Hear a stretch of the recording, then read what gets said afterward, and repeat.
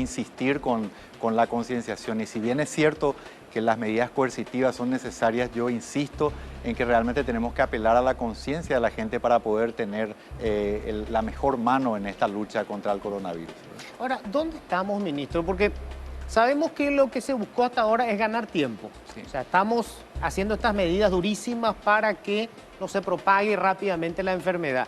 Ganar tiempo para preparar nuestro sistema público de salud, que sabemos tiene unas condiciones ínfimas.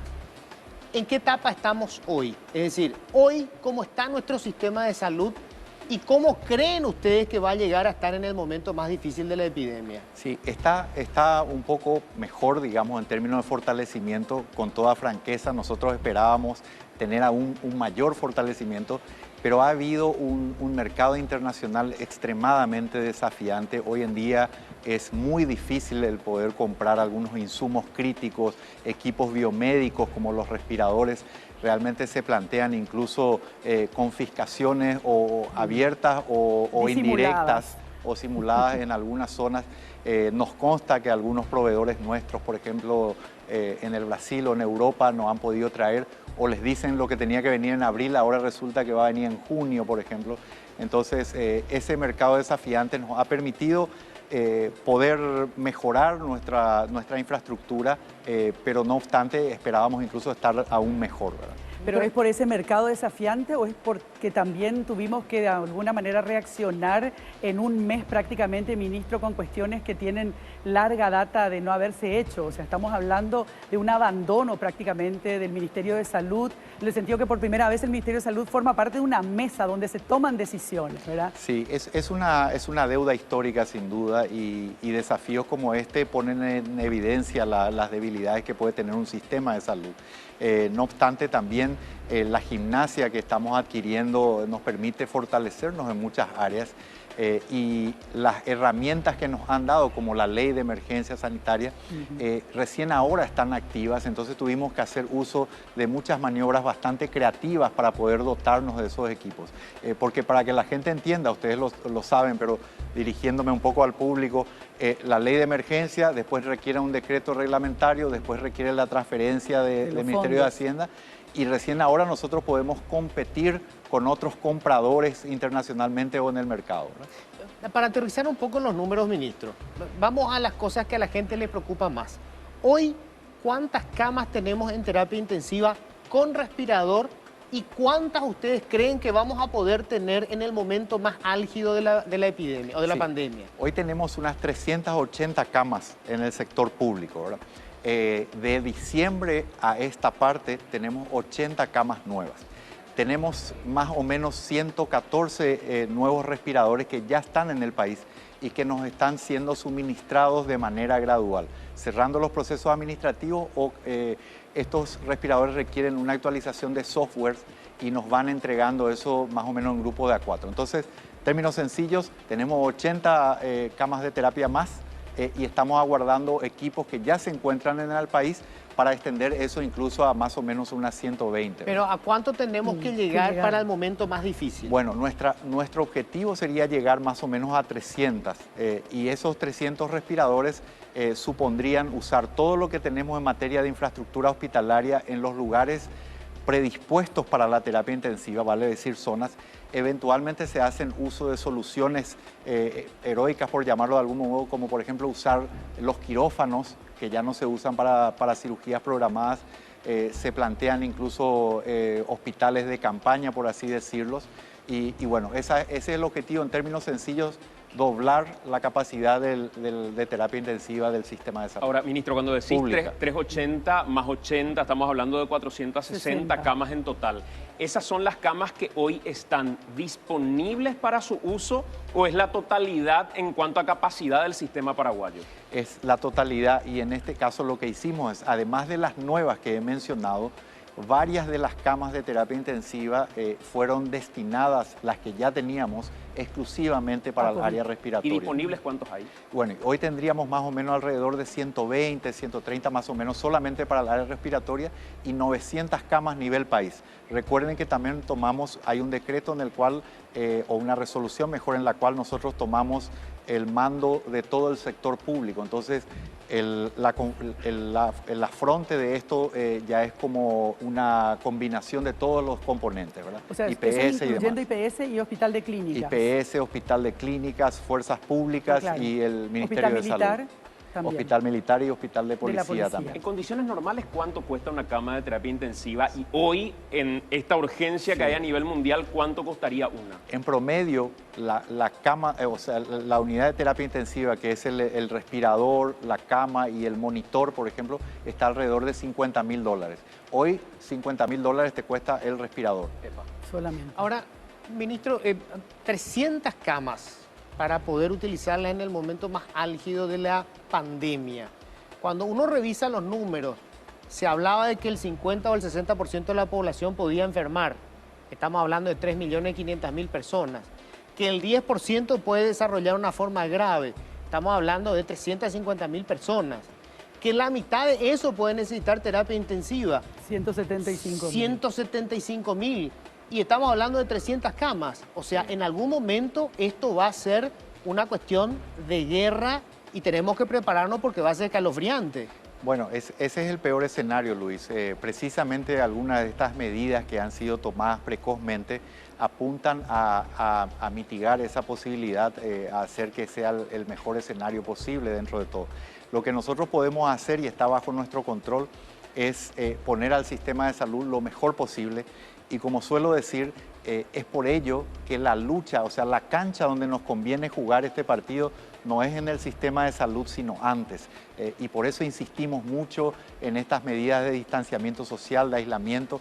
Estamos haciendo un gran esfuerzo por aumentar nuestra capacidad de testeo, que requería una capacidad instalada que no teníamos y que se está haciendo a velocidad importante para poder hacerle frente. Quiero saludar también a nuestros otros invitados que están de este lado, Guillermo Sequera, director de Vigilancia de la Salud, y el doctor Hernán Rodríguez, director de Enfermedades Transmisibles, porque también con ellos vamos a conversar obviamente, y me parece que es muy interesante tomar como comparación, porque hemos estado hablando de Italia, de China, de España, de Estados Unidos, pero tenemos ahora un ejemplo mucho más cercano, que es el ejemplo de Ecuador.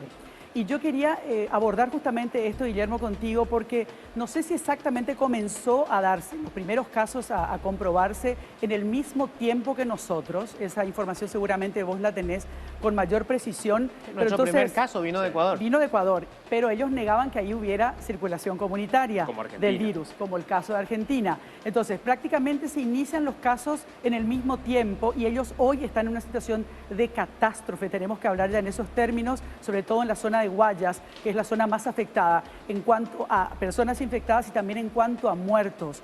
Guillermo, ¿podemos usar, digamos, comparar esa realidad de Ecuador con la nuestra? ¿Qué fue lo que no hicieron para llegar a esta situación tan dramática que están viviendo? Gracias, Menchi. Sí, Ecuador es un reflejo obviamente, de acciones tardías, ¿verdad? Nosotros estamos por lo menos 3 o 4 semanas atrás de ese, o sea, 3 o 4 semanas después nosotros tenemos nuestro primer caso, de su primer caso, tres semanas por ahí. Tuvieron un caso relacionado con España y ellos se enfocaron mucho en ese caso y en los contactos de ese caso. Y luego cuando nosotros recibimos nuestro primer caso viene de Ecuador, ¿verdad? Y hubo ahí un conflicto, el ministro puede contar mejor después lo que pasó con la ministra de Ecuador, porque hubo un poco de tensiones, porque era demostrándole a Ecuador que ya tenía circulación comunitaria, ¿verdad? No es que ellos no querían, lo negaban, sino que ellos no podían demostrar. Y era lo que nos pasaba a nosotros, esa fue la discusión después que tuvimos con el ministro y con Hernán y con el equipo de vigilancia, ¿verdad? Quizás a nosotros nos esté pasando lo mismo, ¿verdad? No podemos demostrar de que no hay circulación comunitaria. Entonces tomemos las medidas como que hay circulación comunitaria. Y ese yo creo que esa es la gran diferencia de Paraguay con los otros países. Bueno, después ya varios países implementaron lo mismo, ¿verdad? Nosotros, esa es la ventaja que tenemos. Y eso nos permite ver que a un mes de esa medida, tenemos una duplicación del número de casos, más o menos entre 5 y 6 días. Cada 5 y 6 días hay como una duplicación. En Ecuador y en otros países, y en Italia, en España, donde está prácticamente disparado, y en Estados Unidos ahora es el lugar más caliente en ese sentido, la duplicación se da cada 3 días. Entonces, imagínense si no hacíamos eso, es muy probable que la duplicación del número de casos se dé cada 2 o 3 días también, como estaba en ese proceso de aceleración Ecuador, ¿verdad? Ellos cuando toman las medidas ya estaba prácticamente desbordado. Y bueno, lo que estamos viendo en Ecuador, en las teles, no es todo también COVID. Claro. Ahí lo que pasa es que el sistema ya se saturó. y hay gente que está muriendo de otras causas naturales de mortalidad, ¿verdad? Un infarto, una ACV, pero el sistema de salud ni siquiera tiene la posibilidad de ofrecerle el cuidado, ni siquiera la recolección del hogar. Ni Claro, siquiera los equipos esto no forenses. solamente mata de COVID, sino mata de todas las otras enfermedades que requieren la terapia y no están No libres. existen. Exactamente, está totalmente saturado y eso es lo que está pasando, ¿verdad? No es que todo eso es mortalidad por COVID, hay mortalidad por COVID alta, pero la gente sigue muriendo de las otras causas, ¿verdad? Y bueno, y a eso es lo que no queremos llegar. Nosotros con la medida, como digo, repito, nos duplicamos cada 5 días. Quizás si no hacíamos nada, nuestra duplicación del número de casos iba a ser cada 2 o 3 días y hoy vamos a estar en otro escenario. Doctor, tenemos una fecha y esa es una cuestión sensible. De la que tenemos que hablar mucho. Nuestra fecha inicialmente, 12 de abril. Y así como está la cuestión, si se diera aquello del pico es en la mitad de abril, ¿cómo comunicamos en ese momento? A partir de acá vamos a flexibilizar la situación cuando la situación económica ya es acuciante y cuando la situación de salud va a estar en un pico probablemente el más complejo de todos. ¿Por qué ese suspiro, doctor? No, la verdad que venimos trabajando, y hoy todo el día estuve trabajando en eso, ¿verdad? Mañana vamos a tener una reunión con el equipo. La idea es tener un poco marcados los escenarios para por lo menos martes, miércoles con el ministro, ¿verdad? Yo sé que también ahí tiene que participar el equipo económico y otros elementos del Estado, ¿verdad? Pero de salud tiene que salir la propuesta. Y la propuesta no es única, la propuesta son escenarios, ¿sí? Y diferentes salidas. Y nosotros podemos tener una propuesta ahora, pero no sabemos cómo va a ser el 10 de abril. No sabemos cómo va a ser ese 12 de abril, cómo va a estar la dinámica de la epidemia que nos obliga a cambiar todo. Así que tenemos que generar escenarios. Por eso me parece un poco imprudente decir qué vamos a hacer ya el 12 de abril hoy. Podemos tener los diferentes escenarios, desde el más pesimista hasta el más optimista, pero ya por lo menos cada escenario estudiado para ese 12 o 11 decidir qué vamos a hacer ese 13. La proyección es una proyección controlada que uno puede decir, así planificamos, creíamos que a esta altura íbamos a estar así y estamos así, o se está desbordando de algún modo. Sí, nosotros querríamos que se duplique cada 7 o 10 días, sería lo ideal. Obviamente, cuando más testeo hacemos, vamos de a poco tener una película un poco más clara y los números van a ser más robustos, como para poder predecir de manera un poco más acertada. Pero sí, estamos muy supeditados a lo que pasa en el día a día. Es muy difícil predecir y 2 semanas es mucho. Sí, quiero hablar del tema del testeo justamente, que es una cuestión clave, porque todo el mundo donde se habla, habla, hay que aumentar el número de test. Doctor Rodríguez, a ver, ¿cuántos test estamos haciendo hoy y cuánto creen que vamos a poder llegar a hacer? Y la tercera es, ¿cuántas pruebas deberíamos hacer? Bien, muy buenas noches, muchas gracias por la invitación. Es un honor para mí estar en compañía de ustedes y la teleaudiencia. En realidad, cuando hablamos de los testeos, ¿verdad? Si bien es importante hacer el diagnóstico, es más importante suponer asumir, ¿verdad?, que el virus está presente a nuestro alrededor, en primer lugar. El testeo nos va a permitir determinar justamente una proyección de la realidad de nuestro país. Ahora estamos superando ya las 100 determinaciones por día. Eso va a ir aumentando a medida que se vayan habilitando los diferentes laboratorios. Realizar un análisis, yo quisiera explicar lo que significa eso, ¿verdad? Es tomar la muestra. Para tomar la muestra se hace lo que llamamos un hisopado, se introduce un hisopo, que es un palito con una especie de algodoncito en el extremo. No es un algodoncito, es un material específico para eso. Y ese procedimiento produce lo que llamamos aerosoles, o sea, las gotitas son tan pequeñas que invaden toda la habitación. Y o sea, es de alto riesgo. Es de alto riesgo. El personal que hace la toma de muestras tiene que tener un equipo de protección individual adecuado y el lugar tiene que hacerse en un lugar también adecuado, separado del resto. O sea, el solo hecho de tomar la muestra ya implica un requerimiento muy, muy específico. ¿Cuánto tiempo lleva cada muestra, doctor, a propósito de lo que está diciendo? Sí, bueno, la toma de muestra es rápida, eso se empaqueta, ¿verdad?, en triple empaque y luego se va al laboratorio. Dentro del laboratorio se tiene que hacer una inactivación del material porque son virus vivos. Esa inactivación hace que posteriormente se pueda elaborar y en una cuestión de horas está el resultado, ¿verdad? Generalmente se promete para el día siguiente. Hay algunas excepciones, ¿verdad?, dependiendo de algunas situaciones así bien técnicas, pero ese es el tiempo más o menos en que se espera, ¿no?, el resultado. Entonces, todo ese proceso, ¿verdad?, requiere de unos requerimientos muy específicos de bioseguridad y de tecnología, desde reactivos hasta un equipamiento especial. A medida entonces que vayan adquiriendo o teniendo los requisitos, ¿verdad?, los laboratorios, digamos, van a haber un aumento de determinaciones, de testeos, de análisis y también de personas diagnosticadas. Mientras tanto, ¿qué es lo que tiene que hacer la población? Repito, tiene que asumir de que todo lo que está alrededor suyo tiene COVID, tiene SARS-CoV-2, que es el virus.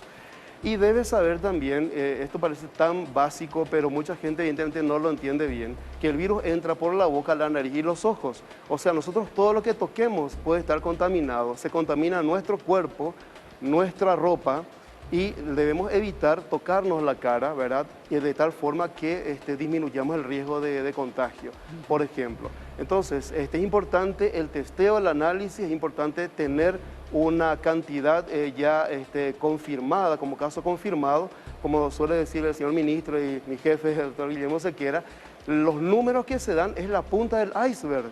Pero esa cantidad que se da representa simplemente una pequeña muestra de lo que estamos viviendo ahora mismo. Pero para aterrizar en número, doctor, porque yo entiendo que el problema principal con este virus es que es asintomático en un 80% de los casos.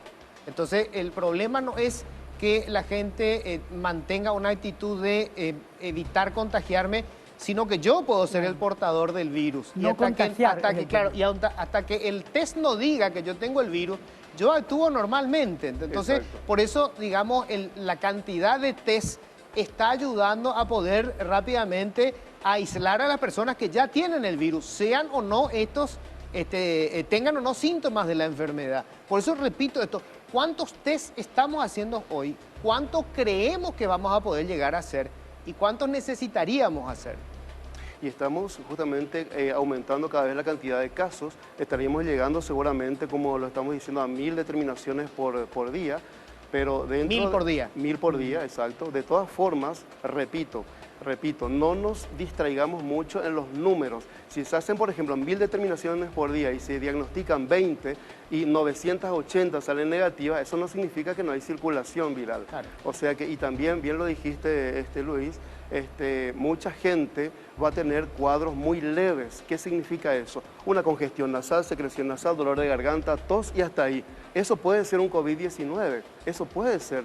Y lo importante ahí no es tanto la sintomatología, sino es el virus que está presente en el ambiente. Ahora, respecto a la circulación viral nomás, cuando miramos los números, ministro, uno ve los números y se da cuenta que la mayor cantidad de casos positivos siguen siendo casos del exterior o gente que tuvo contacto con casos del exterior. Inclusive uno ahí dice, ¿dónde está la explosión de circulación viral si es que existiera, como se dijo en algún momento? Porque son pocos los casos sin nexo, digamos. Claro, Porque son dos hasta ahora. Claro, sin nexo. yo no dejo de tener en mente ese dato que pasábamos en nuestros servicios informativos de cantidad de gente que ingresó al país. Y la pregunta es si tuvo o no un periodo de cuarentena. ¿Cuál fue el pedido que hizo el Ministerio de Salud respecto a la cuarentena? Porque nuestra mayor cantidad de casos vino del exterior. Sí, en determinado momento todas las personas que provenían del exterior ya se determinó que guarden cuarentena. Y como decís, la estrategia de búsqueda que tenemos de testeo también condiciona un poco que veamos muchos casos del exterior, porque ¿qué es lo que hacemos? Tenemos 3 grupos. Le buscamos a la gente que vino de afuera, buscamos los contactos de los casos positivos confirmados y tenemos un tercer grupo que buscamos al azar en las infecciones respiratorias graves que están internados en todo el sistema, ¿verdad? Entonces, con esa estrategia de búsqueda inicial, que creemos que es la correcta, pero eventualmente cuando lo digan esos 2 caballeros vamos a cambiar seguramente, determina que tengamos este número de casos y que los encontremos ahí. La mayoría son con nacionales que han venido de zonas o países donde tenemos una alta circulación del virus, ¿verdad? Ahora, ministro, perdón, sobre el test nomás, Sí. para aclarar, Sí. porque hay mucha confusión.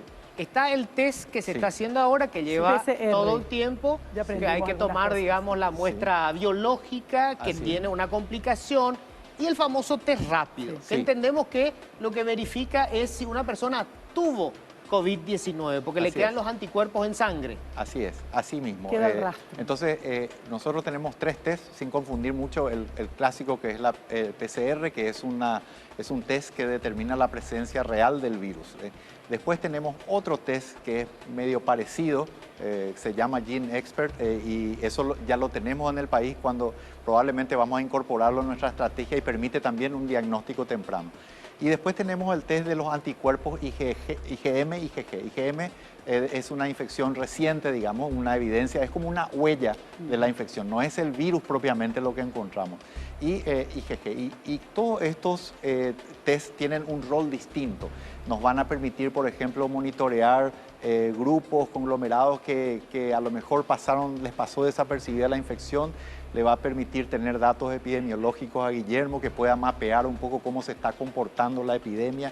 Va a permitir que el personal de salud que es sometido a estos test también podamos tener una evidencia rápida, y nos puede permitir también determinar aquellas personas que ya superaron la enfermedad. Porque hoy, cuando tenemos el recuperado que ustedes ven en nuestro test, lo que estamos diciendo es que es una persona que tuvo evidencia de la enfermedad y ya tuvo 2 test negativos que acreditan que ya no es más contagioso y ya no está enfermo. Ahora, con el test rápido, digamos, el test que deja la huella, el rastro, de todas maneras, esa persona evidentemente tuvo el virus en algún momento y puede contagiar. O sea, por eso es que es tan importante también poder implementar ese tipo de test más rápido, ¿no? Para poder hacer esa geolocalización y poder separar de pronto a esas poblaciones que ya tuvieron contacto con el virus. Sí, es importante, ese tipo de test es importante para demostrar la huella de que la persona pasó, ¿verdad? Como dijo el ministro, en muchos casos que por ahí ni se enteraron que tenían. Lo que pasa con esa prueba que hasta ahora no tenemos en el país, lo que tenemos algunas donaciones, no son de buena calidad.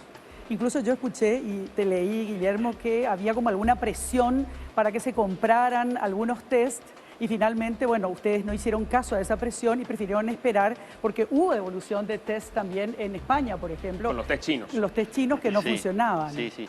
Y aparte, varios de esos test han demostrado que hacen falsos positivos con poblaciones que tienen alta incidencia de dengue. Ah, justo. Estamos Ideal para Paraguay. Entonces no nos ayuda mucho. ¿Cuánto cuesta cada kit? De estos kits creo que son baratos, Hernán, ¿verdad? $10 por ahí. Los de Los anticuerpos, otros tienen un los costo test más rápidos. alto, Pero los $100. otros están por arriba de los... Hay de todo, desde 30 para los Ginesper, que están por ahí, 30, 40, y 80 para arriba de los de PCR. Pero nuestro cuello de botella hoy, ¿cuál es? ¿Es procesar las tomas o tomar, digamos, los elementos biológicos para hacer el test? Nuestra capacidad para procesar aumentó bastante, creemos que va a seguir aumentando, pero nuestro cuello de botella está hoy en la toma de muestras. Por eso esto que empezamos el viernes en la Costanera, empezar a tomar ya ahí masivamente, no a cualquiera. Pero ustedes están convocando a la gente que tiene, digamos, que está en cuarentena o que pudo haber estado infectada. Así es, hay un contacto previo vía telefónica, principalmente el 154 es el que concentra la información, y a la persona que reúne las condiciones, ¿verdad? Porque el 154 llaman de todo también, ¿verdad? Y las que reúnen las condiciones y están en el día ideal del toma de muestras, que es de síntomas, que es entre el tercero y el séptimo día, idealmente el quinto día, ¿verdad? Si es leve. Obviamente, si es grave, la persona tiene que irse al hospital. Pero una persona que está leve, que está haciendo su cuarentena, le calendarizamos para entre el tercero al séptimo día, preferentemente el quinto, para que pasen la Costanera y bueno, se tome la muestra ahí.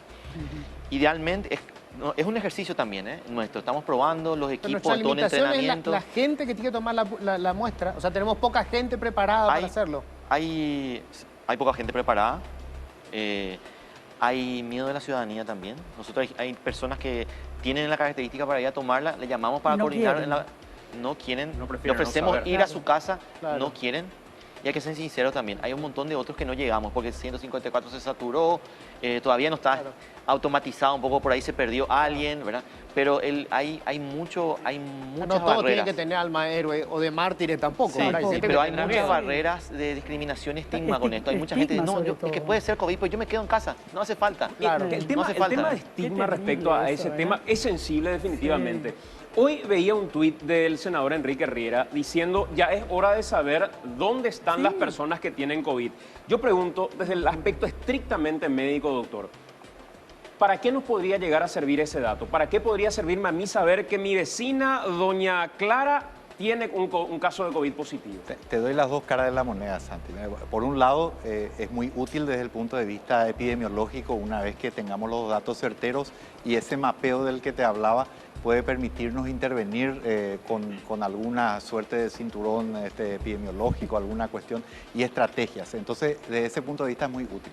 Ahora, una vivencia que nosotros estemos teniendo es la estigmatización de esta gente. Hemos tenido agresiones de personas por el solo hecho de ser considerados casos sospechosos y ni siquiera lo fueron en muchos casos. Incluso con certificados nuestros de que no eran casos sospechosos o que tenían test negativos, fueron agredidos. Entonces hay que manejar con mucho cuidado, digamos, la privacidad de esa información. Pero sí creo que algo intermedio donde, de hecho, la página del Ministerio lo está haciendo a nivel de departamento. Seguramente en las próximas semanas vamos a bajar un poco más específicamente, no vamos a dar una precisión tan grande, pero vamos a estar ilustrando eso. Pero eso incluso este mapa, si de verdad la intención fuera, Guillermo, te traslado también la consulta como director de vigilancia, saber dónde hay más casos para cuidarnos más, que es un poco lo que nos dicen cuando nos venden la idea de por qué queremos saber dónde están. Si hoy sabemos que en Asunción tenemos 50 casos y vemos la cantidad de vehículos que hay en la calle en Asunción, se rompe esa lógica. La gente no se cuida más porque sabe que hay más casos, ¿o es el morbo nomás, Guillermo? Yo creo que hay mucho de morbo detrás de eso. Pero sí, nosotros estamos hablando de que poco a poco ir publicando también un poco de manera más fina, inclusive zonas de calor por lo menos, ¿verdad? Algún barrio, para que la gente sepa que hay en su barrio, pero no la casa, porque la dirección. Cuando pongamos eso seguro que van a pedir la calle, y cuando pongamos la calle nos van a pedir el número, ¿verdad? Sí. Hay que ser conscientes que lo que estamos viendo es la punta del iceberg, Sí. ¿verdad? Y como dice Hernán, ¿verdad? Tu vecino o la persona que está sin síntomas hablando contigo te puede estar contagiando. Claro, que no podemos saber, si incluso uno de nosotros aquí ya puede estar con el COVID-19 y bueno, y por eso tomamos estas distancias entre Luis y Santi. Pero obviamente, de hecho ya aclaramos que llega a toser Mechi y la sacamos rápidamente. rápidamente del estudio y el ministro también, por supuesto, que lo queremos muy sanito, porque esa es la gran preocupación. Cuando Guillermo Sequeira justamente hablaba de que de cada 3 infectados, 1 pertenecía al personal de Blanco y obviamente nos preocupa eso sobremanera porque ustedes son los que van a enfrentar la batalla ahí en el primer lugar cuando estemos en el momento pico de la enfermedad y no podemos tener bajas en ningún sector de la población, pero mucho menos en donde van a estar las personas que nos van a salvar la vida, ¿no? Ahora, Entonces, antes, porque tenemos que hacer una pausa y después vamos a hablar un poco, obviamente, de los protocolos para tratar a quien se enferma, porque hay una cantidad de especulaciones al respecto. Y vamos a hablar de todo eso. Pero solamente para cerrar este bloque, ministro, para que, sobre todo la gente que está viendo, ¿verdad? Para entender en qué etapa estamos. En todos los países, digamos, esto ha hecho, primero empieza a crecer lentamente, pues hace un pico alto y después viene lo que le dicen achatar la curva, ¿verdad? Que es intentar que esto se mantenga y después empieza a caer. ¿En qué etapa estamos nosotros para saber exactamente? Estamos en la subida. En el pie de la montaña. estamos en la subida. Apenas está subiendo. Así es, yo diría que esa es una metáfora bastante acertada. Bueno, después seguimos con ese tema para saber cuándo se va a dar el pico, porque justamente habían dicho segunda quincena de abril y así como están las cosas da la impresión de que podría correrse un poquito más, pero vamos a preguntarle a los expertos.